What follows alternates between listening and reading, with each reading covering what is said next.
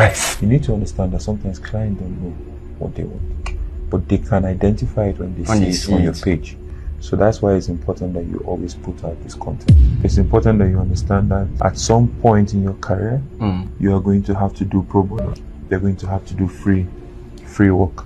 But look at free work as an opportunity to just show people what you can do. There's an example that I like to give when I think it was Burna Boy who was having a go at Davido. Basically, the notion is that Davido is where he is because he comes from a rich family. And my response to that is, I don't know too many artists that are as hardworking as Davido. Whether you come from a rich family or not, you still need to put in the work. He doesn't come out to say, Omo Babalo, buy my album. He will say it and you must also like it. There's also, the sound is also good. He has put in work. We should also understand that a lot of people who also come from rich backgrounds don't end up doing well. Some of them are in rehabs.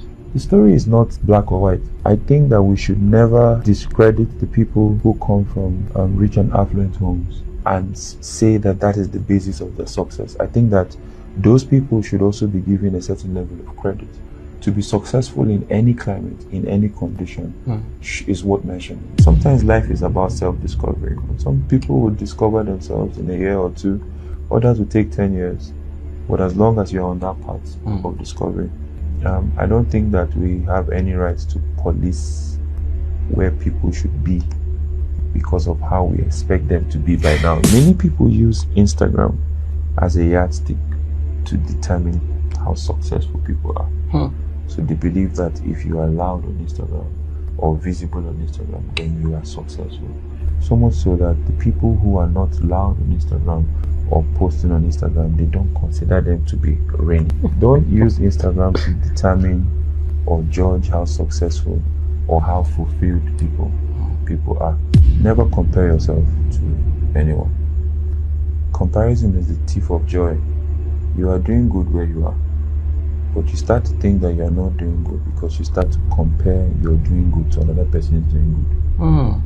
So you see what the other person is doing and start to look down on what you're doing and assume that what you're doing is not good enough. It was good enough when you were not comparing it to somebody else.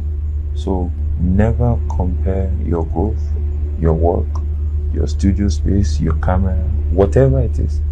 Never put yourself in that position where you are comparing yourself to another creative. If the question is whether a photographer can be a billionaire, the answer is